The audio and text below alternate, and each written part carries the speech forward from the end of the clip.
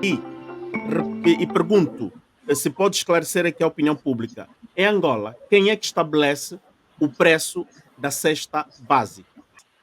Agora, em relação ao preço da cesta básica, Angola aderiu à economia de mercado em 1991-92. Logo, quem deve determinar o preço da cesta básica é a lei da procura e da oferta, é a lei do mercado. Contudo, a minha referência vai no sentido de que existem muitos assambarcadores, existem muitos aproveitadores, existem empresários que, na ânsia do lucro fácil e urgente, especulam os preços, e vimos muitas das vezes alguns dos empresários serem levados à barra do tribunal, e especulam os preços dos produtos da cesta básica a seu belo prazer. A minha referência ia no sentido de que todo empresário tem na sua instalação, na sua instituição, uma folha de cálculo, ou seja, um documento que confirma o preço que se comprou o produto, que se importou o produto, os gastos que teve com a carga, descarga, transporte e tudo o resto, e há uma margem de lucro aceitável pela lei. Não consegue-se perceber, por exemplo, como é que um produto custa hoje 20 mil kwanzas, amanhã custa 25 mil kwanzas. E muitas das vezes nem há uma alteração assim tão profunda do dólar no mercado, na rua. O dólar pode subir mais 500 kwanzas, mais 1000 kwanzas. Mas o que ocorre é que muitos empresários sobem 5, 7, 10 mil kwanzas nos produtos. Mas, Estamos Pedro, todos de acordo. Pedro, permita, esta questão Sim. da especulação dos preços não é o facto de a nossa economia continuar a depender das importações, em vez de nós estimularmos a produção nacional. Por exemplo, os produtos de cesta básica, nós temos aqui um grande handicap, porque nós temos tantas terras aráveis. Quando, por exemplo, vamos voltar nos anos 80, antes dos acordos de Bicesse, nós tínhamos um parque industrial bastante rico. Onde é que estão essas indústrias hoje? Por que é que já não funcionam? Portanto, essa especulação é propriamente, portanto, os importadores, eles se sentem o belo prazer de o fazer. Onde é que está o governo para estancar este problema? Por que é que ele não injeta uma produção nacional para que a oferta dos produtos seja maior, ali os preços baixam, porque quando os preços sobem é porque há pouco produto no mercado e há muita procura. Este é o problema. Como é que isso pode ser resolvido? Pois, Álvaro, é o seguinte, o problema que fez referência, vamos recair a diversificação da produção nacional. É um problema antigo, é um assunto que foi muito discutido, é um assunto tão antigo quanto o nascimento da nossa República enquanto Estado independente em 1975. Eu não sou a pessoa certa para poder responder onde é que emperra o processo de produção nacional e de diversificação da economia, mas enquanto cidadão nacional, enquanto alguém que vive nessa sociedade, todos nós olhamos que nós temos uma dependência muito excessiva da importação, e a importação garantidamente, que é do interesse das pessoas que... Há uma máfia, não sei se essa expressão é certa, da importação. Há quem prefere importar do que produzir a nível local. Vimos há algum tempo, quando se tinha elevado para preços bastante elevados, produtos da cesta básica que tinham sido importados, e vimos que, pura e simplesmente, era mais fácil, e vemos até hoje, que é mais fácil importar do que produzir. Alguma coisa não está bem. Agora, o que é, também não consigo dizer. Eu, enquanto cidadão que vivo nesse país, também sinto a dificuldade que todo mundo sente de comprar uma coisa hoje a 1000 kwanzas, amanhã está 1500 kwanzas. Agora, o problema da diversificação econômica é um problema que o governo tem na sua agenda, o partido do governo tem na sua agenda. Agora, o problema, a questão é a materialização desta intenção. Eu não sou a pessoa certa para responder onde é que está a dificuldade nisto. Porque eu também pergunto, por que é que não conseguimos... Sim. Eu também pergunto, por que é que não conseguimos diversificar a economia? Era um objetivo que tínhamos para alcançar quando nascemos como independência. O parque industrial que tivemos pelo país, algum parque industrial ficou destruído por conta do conflito armado que vivemos, é uma situação que não podemos ignorar, mas também podemos aqui afirmar com alguma certeza que aqueles empresários que procuraram fazer produção nacional, muitos deles também foram, diríamos, não diria assaltados, mas diria que foram sabotados. Nós vemos muitos empresários reclamarem que não conseguiam trazer aqui técnicos para fazer manutenção das máquinas, que não conseguiam adquirir no mercado internacional peças para fazer substituição ou para repor nas máquinas avariadas. Agora, a pergunta é, quem é que faz esse trabalho de, não diria assalto, mas diria de sabotagem desse parque industrial que existe? Alguém tem que responder. Mas a verdade é Sim, que houve mas muitos empresários a nível de Benguela. este alguém, Pedro, pensamos nós, enquanto observadores, jornalistas, esta responsabilidade recai a quem governa, que durante todos esses anos Exatamente. não consegue criar políticas, não é? Que amenize esta crise, tanto faz do parque industrial, porque nós, o português, quando sai de Angola, deixou um parque industrial rico. Quando tu dizes que o Certo. problema parte antes de nós sermos uma nação independente, não é bem assim. Aqui eu não estou de acordo consigo, enquanto jornalista, digo, porque não sei qual é Sim. o parecer do Gama, que também é um opinionista. Eu, enquanto aquele que te faz questões, falo em nome de quem está a sofrer neste momento. Eu digo assim: o português, quando esteve em Angola, este problema dos preços era muito equilibrado. Até o pobre, o pé rapado, conseguia adquirir com os poucos escudos que ele ganhava. E fomos da economia descentralizada, tinha aquela política da distribuição lojas do povo e por aí. Entramos no mercado, na economia do mercado, foi sempre o MPLA a governar. As suas políticas econômicas Sim. nunca foram eficientes para amenizar essa situação. Não sei se tu estás de acordo que o responsável aqui devemos fazer recair ao governo, e este governo foi sempre o MPLA.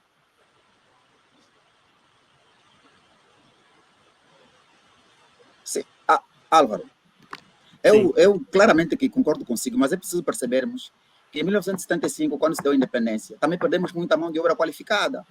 E o regime colonial português não formou quadros angolanos suficientes para substituírem a mão de obra que saiu do país. Claramente que nós ficamos com um país que não tínhamos uma única universidade, com meia dúzia de salas. Nós não podemos agora estabelecer uma comparação do período colonial e do período atual, porque no período colonial, toda a indústria a nível do país era dominada toda a maior parte das indústrias eram dominadas pelos empresários portugueses. A saída destes criou em Angola uma ausência de quadros qualificados.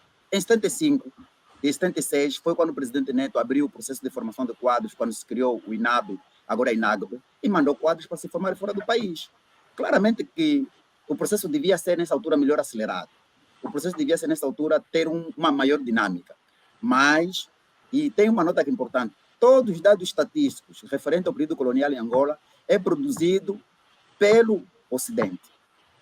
Os dados que falam sobre a indústria, sobre o parque industrial angolano, é produzido por informações que são detidos pelo antigo regime colonial e a nível de Portugal.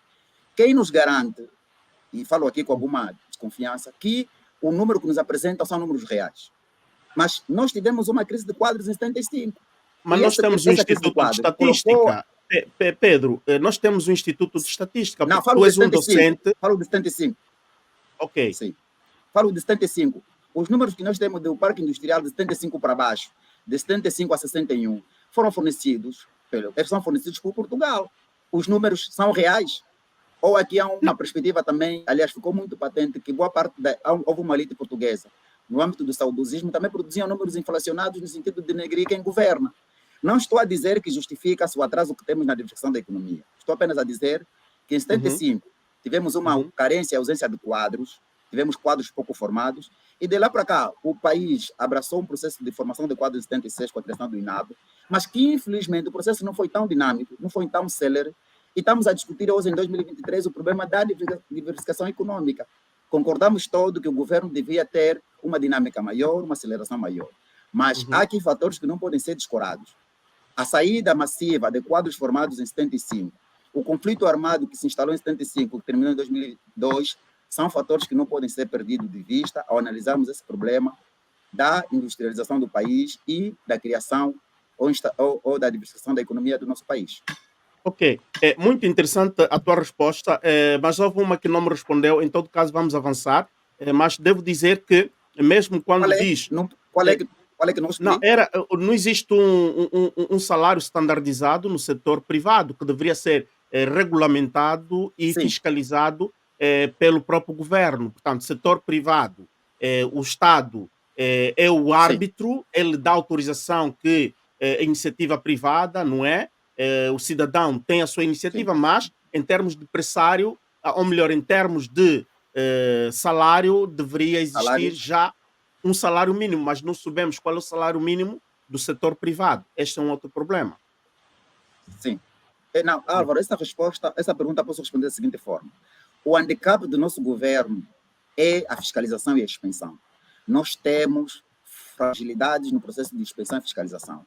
Garantidamente e claramente, que podemos afirmar com alguma segurança, que o governo, aliás, temos visto várias vezes o SIC apresentar aqui mesmo em Luanda, patrões chineses, sem nenhuma carga de xenofobia, patrões chineses que retinham funcionários angolanos dentro das suas instalações durante 5, 6, 7, 10 anos. E ninguém sabia o que se passava lá dentro. A inspeção do trabalho, a inspeção de outras áreas do nosso país tem fragilidades grandes em verificarem ao certo o que se passa. Esse problema de fiscalização e de inspeção acarreta consigo informações bastante desconhecidas. E hoje o governo não consegue dizer com certeza absoluta quanto é que cada empresa paga aos seus trabalhadores, porque o governo também, se calhar, não tem essa inspeção bem afinada. Isso é uma realidade que temos todos que concordar. Cada um abre uma empresa, decide pagar quanto é que paga a um trabalhador e depois, quer a inspeção do trabalho, quer outras inspeções, aparecem mais tarde para fazer o processo de inspeção e garantidamente que o pagamento já foi feito durante 5, 6, 7 anos. O mesmo também acontece com os trabalhadores domésticos. Hoje, não há uniformização do salário dos trabalhadores domésticos. Cada patrão paga exatamente aquilo que tiver disponibilidade para pagar. Há uma fragilidade gritante na inspeção e fiscalização das ações realizadas pelo setor privado. Isso é uma realidade que não podemos descurar. Ok. Muito obrigado, Pedro. Portanto, estamos de acordo. Isto demonstra a fragilidade e ineficiência de quem governa, não consegue fazer funcionar os seus programas pré-estabelecidos no momento da execução. Não necessariamente de quem governa. Não necessariamente de quem governa? Sim, porque não é um pacote que temos que misturar. O governo tem debilidades como todos os governos têm. E a debilidade que nós verificamos aqui no governo é a questão da fiscalização da expansão. O governo, ele é quem tem, Pedro, o governo, ele é quem tem todos os mecanismos, ele tem o IGAI, tem não é, o AGT e tem tantos outros instrumentos, não é, que são instituições para pressionar e verificar, controlar, fiscalizar. Portanto, é aquilo que um dos membros do MPLA, que passou por aqui, disse que em Angola temos o problema da fiscalização. Não existe uma eficiência de fiscalização. Então, eu penso que estamos de acordo, para não alargarmos a discussão. O governo tem déficit, o governo tem déficit na fiscalização, tem déficit de expansão. Isso reconhecemos. Ok. Então, é isto. Está respondido. José Gama, tens alguma réplica naquilo que disse o Pedro inicialmente sobre a questão da demanda, os preços básicos, portanto, tudo que ele disse, tens alguma réplica a fazer? Não, só dizer aqui, acrescentar que se nós olharmos na posição do porta-voz do MPLA, quando ele vem tomar aquela posição pública, eles estão a mostrar que há ali uma incapacidade do governo oferecer a demanda exigida pelos sindicalistas. Então, está aqui o MPLA assumir, não a se responsabilizar, mas em prática, se não está a conseguir pagar o salário mínimo, quer dizer que as políticas que o governo andou a aprovar ou andou a fazer não deram certo, deram erradas e ele hoje está incapacitado de oferecer um salário mínimo aos trabalhadores. Logo, há aqui uma responsabilidade política do governo e de quem gere o governo, que é neste caso o MPLA. Portanto, se o governo conseguisse pagar um salário conforme que desse ou proporcionasse um poder de compra aos funcionários, o MPLA estaria com os louros todos. Estaria aí amanhã para a campanha eleitoral e apresentar este feito como um ganho. Então, aqui também há aqui uma responsabilidade do partido no poder. Vejamos um caso em Moçambique. Em Moçambique, há o salário mínimo. As pessoas conseguem viver, algumas delas, com salário mínimo, sem ir para os esquemas. Mas em Angola, não. Angola, as pessoas estão a ganhar o salário mínimo de 60 mil kwanzas.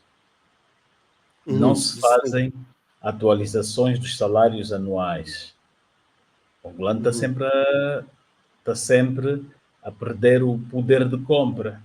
Mas, José Então, Gama, realidade a proposta do Pedro, ele diz que seria bom manter-se os salários como estão, manter o salário como estão e fazer-se esta operação de controlar a precificação da cesta básica. Esta operação, nesta fase, é possível? Daria, portanto, solução ao problema de imediato? Como é que podemos desbloquear essa situação? Porque os grevistas decidiram, como disse bem o Santarém, porque eu não acompanhei o noticiário, amanhã tem greve. sim, mas já não vai tempo mais de. O que o governo pode fazer no futuro também para aliviar os produtos da cesta básica é subvencionar certos produtos, né?